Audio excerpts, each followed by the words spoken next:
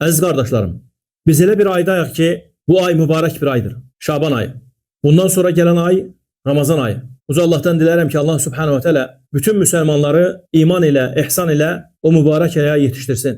Bəli, Ramazan ayında nazil olub bu kitab. Hansı ki, o kitabdan bir ayəni müzakirə edirik. Onun ətrafında danışırıq. Allah Teala buyurur ki, Şahru Ramazan ellezî unzile fîhil Kur'an. O ay hansı ki, o ayda Kur'an-ı Kerim nazil olub. Yani Ramazan ayında. Yani biz elə bir aydayıq ki, bu ay Allah'ın iziyle bizim üçün fürsət. Şaban ayı bizim üçün fürsətdir. Əziz qardaşlarım, nəyi demək istəyirəm əslində? Nədir o ibrətlər?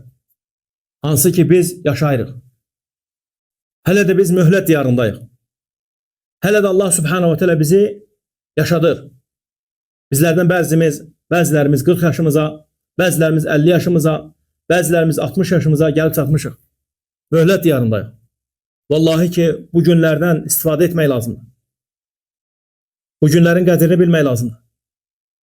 O günlər ki, günlər gəlir keçir, həftələr gəlir keçir, aylar gəlir keçir, illər gəlir keçir. Biz elhamdülillah ki gəlib çatmışıq Şaban ayına. Hamımız, bütün müsəlmanlar gözləyirlər ki, o mübarək ay gəlsin çatsın Ramazan ayı.